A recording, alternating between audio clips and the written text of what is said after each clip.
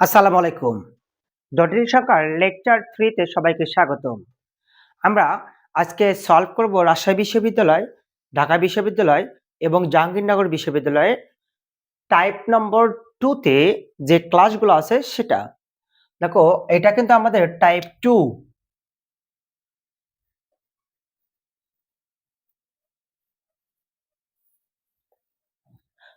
1 আর 2 যে অঙ্কটা আছে এটা টাইপ নম্বর 1 এ ছিল। টাইপ নম্বর 2 তে আমরা আলোচনা করব অনুবন্ধী জটিল সংখ্যা সম্পর্কে বা আদার্স এই টাইপে যতগুলো অঙ্কগুলো আছে। তাহলে এখন দেখো বোর্ডে একটা অঙ্ক দেওয়া আছে, যদি z ইকুয়াল এত হয় তবে a two the power mod z iz এর মান কত। আবার দেখো যদি z ইকুয়াল এত হয় তবে mod a two the power iz এর মান কত। এটা রাজশাহী বিশ্ববিদ্যালয়ের সি ইউনিটে 22 এবং 23 সেশনে এসেছিল। চারটা অপশন কিন্তু এখানে দেওয়া আছে। তাহলে দেখো আমরা অঙ্কটা কিভাবে করে নেব। সলিউশন। আচ্ছা, মান দেওয়া আছে e to the power i z।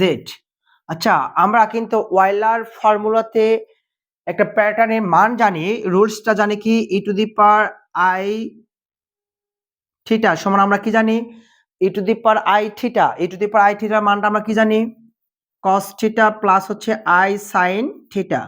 এখানে পজিটিভ থাকলে এখানে পজিটিভ, নেগেটিভ থাকলে এখানে ফাংশনটা নেগেটিভ হবে। এটা কিন্তু আমরা ওয়েলার্স ফর্মুলা থেকে জানি। তাহলে আমরা প্রথমত e to the power i z, z এর মানটা আমরা বসিয়ে দেব। z এর মান কিন্তু এইটা দেওয়া আছে। তাহলে আছে কত 8 e to the power i pi divided হচ্ছে 3, মডুলাস হচ্ছে ক্লোজ। মানটা আমরা সরাসরি বসিয়ে দিলাম। আচ্ছা, এখন e to the power i theta আমরা একটু সাইড করে নিলাম। e to the power i theta, থিটার মান এখানে আছে কত 8। আচ্ছা, এখন আমরা e to the power i এটাকে থিটা কল্পনা করো। e to the power i theta যদি cos theta plus i sin theta হয় তাহলে দেখো তো e to the power i theta আছে এখানে পাই ডিভাইডেড হচ্ছে 3। তাহলে কি হবে cos থিটা, থিটার মানটা কত হবে পাই ডিভাইডেড 3 প্লাস হচ্ছে i sin পাই ডিভাইডেড হচ্ছে 3, মডুলাস ক্লোজ। মডুলাসটা হচ্ছে আমি ক্লোজ করে দিলাম। আচ্ছা, এখন আমরা একটু ক্যালকুলেশন করে নেব। e to the power i 8 এই মানটা কিন্তু ও বলতে যাচ্ছে cos pi by 3, cos 60 degree মান কত, cos 60 ডিগ্রি মান কত half, plus i sin pi by 3 60 degree মান কত √3 ডিভাইডেড 2, মডুলাস হচ্ছে ক্লোজ। আচ্ছা, এখন আমরা একটা কাজ করব, এটা আমরা লসাগু করে নেব, করে i 8 দ্বারা গুণ করে দেব। আমরা ফার্স্ট টাইমে কি করব এখানে একটু লসাগু করে নেব। তাহলে e to the power i 8 আমরা যদি এখানে লসাগু করি, লসাগু কত হবে 2, তাহলে 1 প্লাস হচ্ছে √3 i থাকতেছে শুধু, কিন্তু মডুলাস হচ্ছে ক্লোজ। এখন আমরা 8 দ্বারা গুণ করে 2 দ্বারা কাটে দেব। তাহলে মডুলাস 8 দ্বারা গুণ করলে 8, 2 দ্বারা ভাগ করলে কত আসবে e টু দি পাওয়ার আসবে কত 4i। আচ্ছা, এখানে আছে প্লাস, প্লাস থাকলে কি হয় ইনটু হয়, e টু দি পাওয়ার এটা দ্বারা গুণ করে দিয়ে 2 দ্বারা কাটো। তাহলে 8 কে 2 দ্বারা কাটলে কত আসবে 4 √3 i গুণ করলে কিন্তু i স্কয়ার চলে আসে। আচ্ছা, এখন দেখো e to the power i theta, দেখো e to the power i theta সূত্র cos theta plus i sin theta, এটা কিন্তু আছে। তাহলে আমরা এখন মানটা বসে দেব। তাহলে বসাও e to the power i theta সমান লেখা যাবে কি cos theta plus i sin theta. তাহলে দেখো তো cos থিটা, থিটা এখানে হচ্ছে 4 থিটা প্লাস হচ্ছে i sin হচ্ছে 4 থিটা। আচ্ছা, মডুলাস দিলাম, এখানে মডুলাসটা সেপারেট করে দিলাম।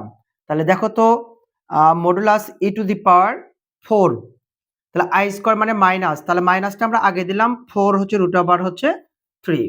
আচ্ছা, এখন দেখো তো যদি আমরা মডটা উঠে দেই, মড উঠে গেলে কি হবে এখানে আছে কি cos স্কয়ার 4 থিটা i এর সহগের উপর স্কয়ার sin স্কয়ার কত আসবে 4 থিটা, তাই আসবে না?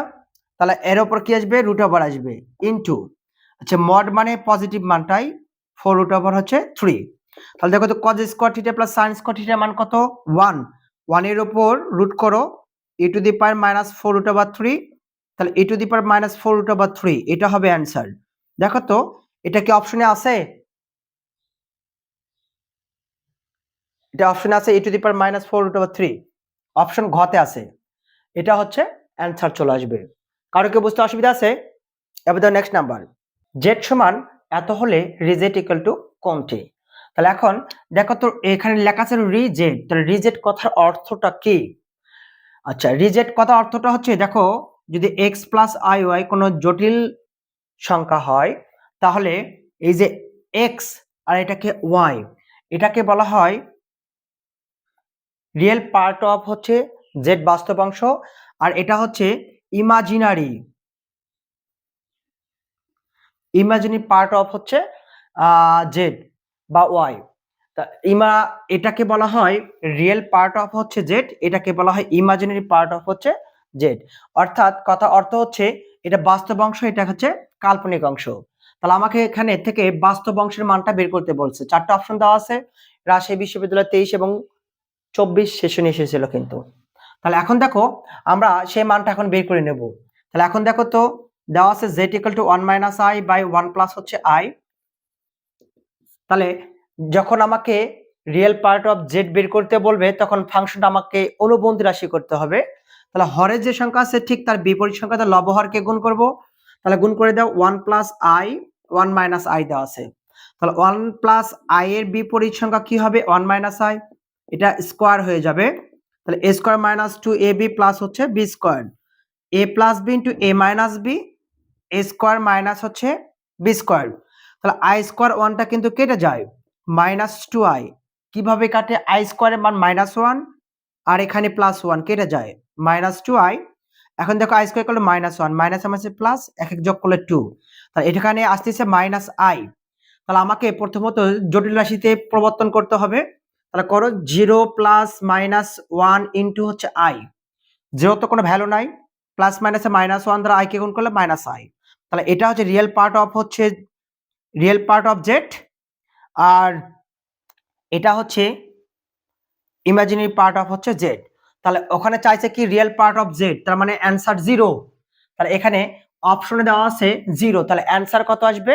0 চলে আসবে। এইটুকু বুঝতে কি কারো অসুবিধা আছে? আচ্ছা, এবার দেখো নেক্সট নাম্বার।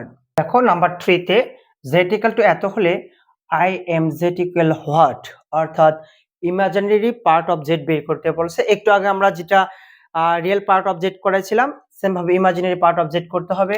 তাহলে আমরা সলিউশনটা এখানেই করে ফেলি। হরের যে সংখ্যা দেওয়া থাকবে ঠিক তার বিপরীত সংখ্যা দ্বারা লবহরকে গুণ করে দাও। তাহলে প্লাসের বিপরীত মাইনাস, একই সংখ্যা গুণ করলে স্কোয়ার হয়ে যাবে। এ মাইনাস বি হলো square, square minus 2ab plus হচ্ছে B square, A plus B into A minus B, তাহলে এ স্কোয়ার মাইনাস কি হবে? B square.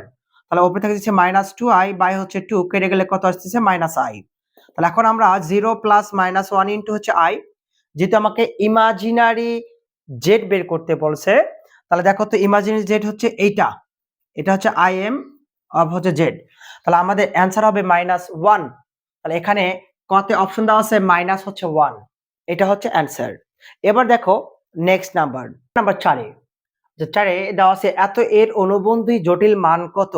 এখানে 4টা অপশন দেওয়া আছে, তাহলে তুমি অনুবন্ধী মানটা তোমাকে বের করতে হবে। আমি কিন্তু তোমাদের একটু আগেও বলেছিলাম যে অনুবন্ধী মানটা বের করতে গেলে অবশ্যই হরে যে সংখ্যা থাকবে তার ঠিক বিপরীত সংখ্যা দ্বারা লবহরকে গুণ করতে হবে। তা তুমি নরমালি গুণ করে দাও। সলিউশন আমরা একবারই করলাম এখানে। তাহলে দেখো তো 1 + 2i আছে, তাহলে 1 + 2i টা লিখে নাও। তাহলে বিপরীত সংখ্যা কি হবে? 1 - 2i, তাহলে 1 মাইনাস কত হচ্ছে? 2i। তাহলে এখন দেখো 1 - 2i, a plus B into a minus B কি হবে? a স্কোয়ার মাইনাস হচ্ছে বি স্কোয়ার, 1 - 2i। তাহলে 1 এর উপর স্কোয়ার করলে 1, i স্কোয়ার ইকুয়াল টু -1, মাইনাসে মাইনাসে প্লাস, 2 × 2 = 4। তাহলে 1 - 2i নিচে যোগ করে দাও 5। তাহলে এখন দেখো তো এই মানটাই হচ্ছে অনুবন্ধী জটিল মান। এখন অপশন লক্ষ্য রাখো কোথায় আছে? অপশন আছে ঘতে। তাহলে এখানে বিষম করে অ্যান্সারটা দিয়ে দিবা, এটা হচ্ছে অ্যান্সার। এবার দেখো নেক্সট নাম্বার হচ্ছে 5।